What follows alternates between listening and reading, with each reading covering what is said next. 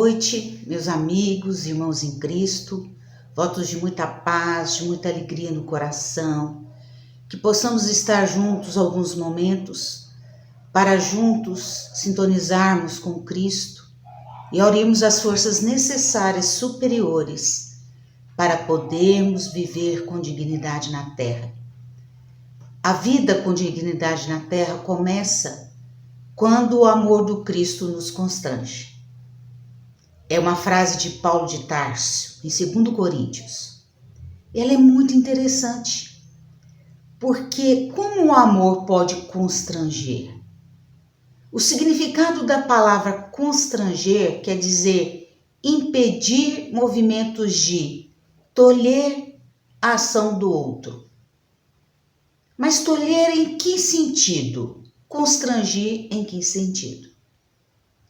Então nós devemos começar a pensar, a refletir sobre a missão de Jesus, que ela se resume em transmitir aos homens o pensamento de Deus. E somente a sua doutrina em toda a sua pureza pode exprimir esse pensamento. Foi isso que ele disse quando assim afirmou: toda planta que meu Pai Celestial não plantou será arrancada. Ou seja, aqueles que ainda não entenderam o processo de redenção pelo amor, ainda vão ter que passar por experiências mais difíceis para o despertar da alma. Verificamos assim como que é importante nós estarmos atentos à mensagem do Evangelho. Porque a palavra do Evangelho é límpida e cristalina. Revela-se livre de fórmulas e misticismo, tão a gosto de muitas interpretações religiosas, cristãs ou não cristãs. E por tocar diretamente ao coração, ela incentiva o espírito a medir as consequências nocivas dos seus próprios pensamentos e atos. É o homem vigilante, a mulher atenta, que vive no planeta Terra e que não está aqui apenas de passagem, está aqui para cumprir uma tarefa em nome do amor. Nos diz Emmanuel, quando Jesus encontra santuário no coração de um homem, modifica-lhe a marcha inteiramente. Quando nos despertamos realmente para a mensagem cristã, nós queremos agir de acordo, mesmo que seja difícil. É desafiador ser cristão. Então, mestre, ele não exige que os homens se façam heróis ou santos de um dia para outro. Não pede que os seguidores pratiquem milagres, nem lhes reclamam o impossível. Dirige-lhe a palavra à vida comum, aos campos mais simples do sentimento, à luta vulgar e às experiências do dia a dia. Não há mais lugar dentro dele para adoração improdutiva, para crença sem obras, para fé inoperante. É um ser que tem consciência do que ele é um espírito imortal e que ele está de passagem aqui na Terra. E que as coisas materiais, elas são passageiras. Então, continua Emmanuel, renova-se-lhe toda a conceituação da existência. Se somos espíritos imortais, modificamos de forma extraordinária a nossa visão de vida. E, portanto, não vivemos para só o momento presente, mas para a vida futura. Uma vida de continuidade, na qual a morte é apenas uma etapa, uma modificação de vibração. Então, nós encaramos a morte de forma diferente, encaramos a vida de forma diferente. Encaramos as pessoas com quais vivemos de forma diferente, porque são almas necessitadas de paz, de amor, de aconchego, de compreensão da nossa parte, já que nós já conhecemos a mensagem cristã. Então, a boa nova de Jesus nos ensina o que é essencial ao cristão, para que ele possa ser feliz e consiga progredir sem cessar. Nos ensina Allan Kardec a amar a Deus acima de todas as coisas e ao próximo, como assim mesmo, acrescentando aí toda a lei e todos os profetas. Isso está na Bíblia, isso está no Antigo Testamento. E a doutrina espírita veio despertar em nós o ensejo de refletir sobre essa mensagem. Então há uma imensa necessidade de se vivenciar as lições do Cristo no cotidiano de nossas existências. Cada um fazendo o que for possível, o que estiver ao seu alcance, sem exigir nada além do que pode doar de si mesmo.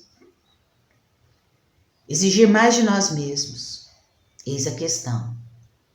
Então o divino amigo, mestre, nosso Senhor, espera que cada um de nós faça a sua parte. Basta um pouco para fazermos a diferença em benefício ao próximo, seja como amigo, como familiar, como conhecido, como desconhecido. Não importa. Todo momento é o momento de se praticar o bem. O único refúgio em que repousa o trabalho, diz-nos Emmanuel, é a perseverança no bem geral. Estamos sendo convidados a pensar no bem geral, no bem comum. Já acabou a época de ficarmos pensando só em nós, no nosso bem-estar único. E todo esse momento que a Terra passa na atualidade é um convite a isso, a pensar um no outro. Então, o amor é a palavra de ordem e de sensibilidade no automatismo do cumprimento da lei maior que rege as relações harmoniosas entre todos e tudo na natureza. Por isso, o mandamento maior expressa-se no verbo amar e no substantivo amor. Amar a Deus sobre todas as coisas e amar ao próximo como a nós mesmos. Eis a questão, eis a proposta cristã de vida, o verbo e substantivo do amor. A tolerância é um convite ao entendimento universal, à compreensão do comportamento alheio, sem preconceitos, sem julgamentos. É o requisito da paz e da fraternidade, culminando na tríade que fundamentou a missão de Allan Kardec. Trabalho, solidariedade e tolerância, que integra o conceito da caridade, conforme entendia Jesus por meio do vocabulário indulgência. Tolerar o próximo, os seus defeitos, as suas dificuldades, é para isso que nós estamos aqui. Se não nos compreendem, se não nos aceitam, não é preocupação nossa. O importante é que nós tenhamos essa disposição. Então, por isso que ser cristão é um desafio constante em nossa vida. A alteridade consiste na consideração pelo próximo, por seus interesses e sua vontade, respeitando suas ideias, a sua liberdade de ação e de pensamento, sem coerção de qualquer natureza. Trata-se do respeito ao direito do outro, independente do partido, da religião, da filosofia, do gênero e da classe social. No entanto, nós precisamos perceber que estamos aqui para viver em conjunto. A vida de cada criatura consciente é um conjunto de deveres para consigo mesmo, para com a família e para com todos que estão à sua volta, para com a humanidade de uma forma geral.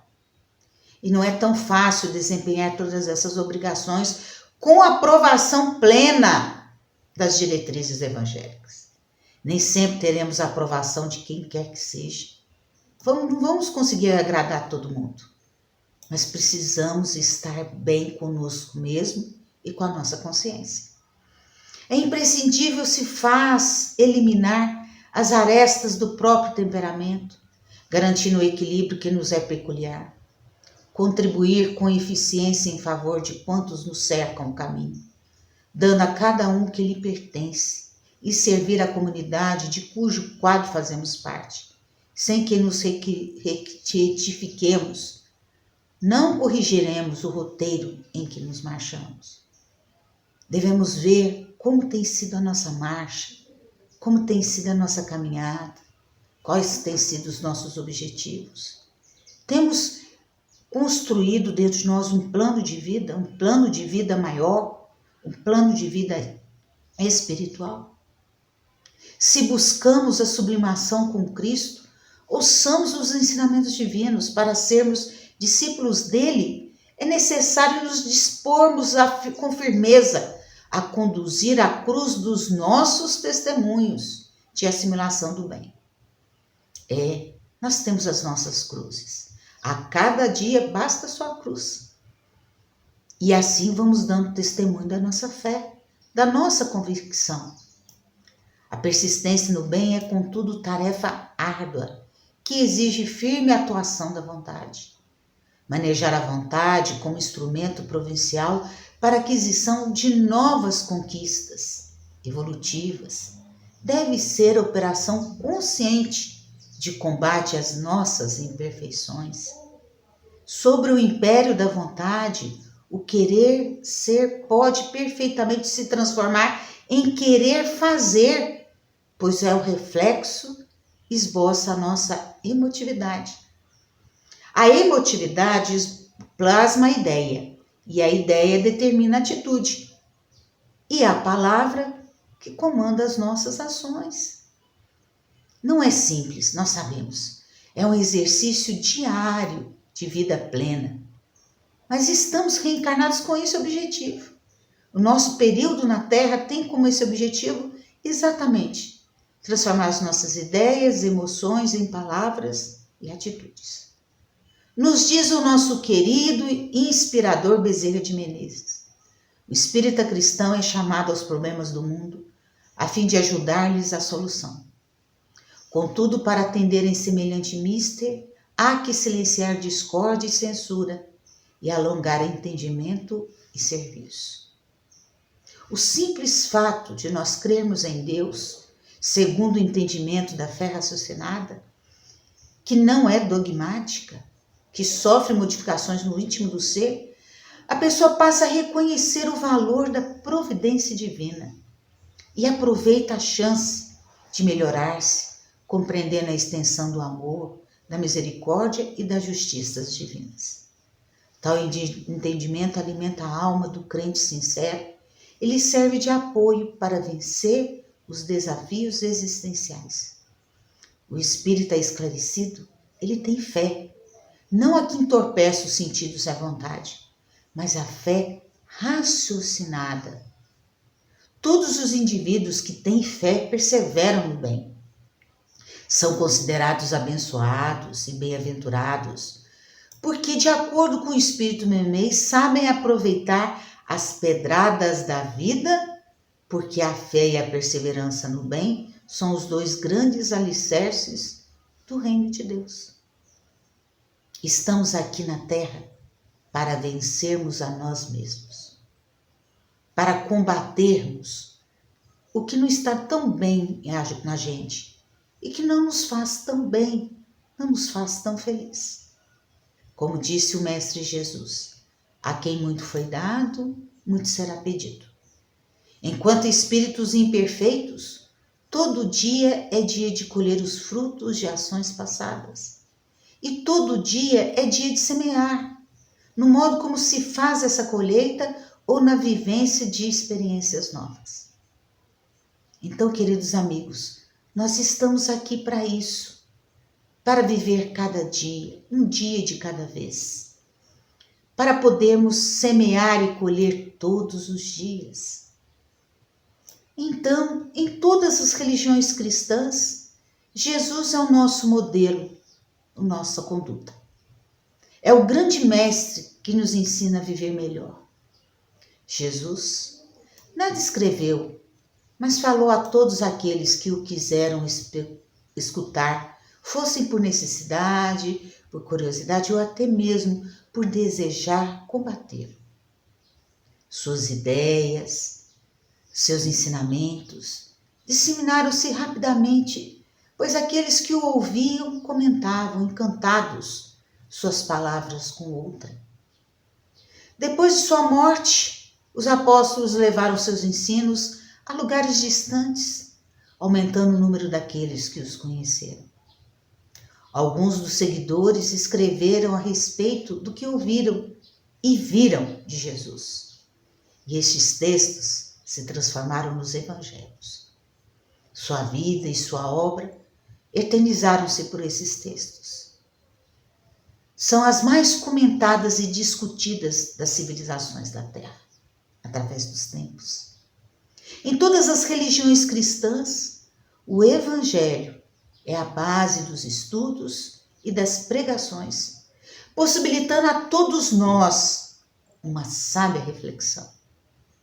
O Evangelho pode ser considerado como um testamento que Jesus deixou para a humanidade, sendo o mais belo poema de esperança e consolações a que podemos ter acesso.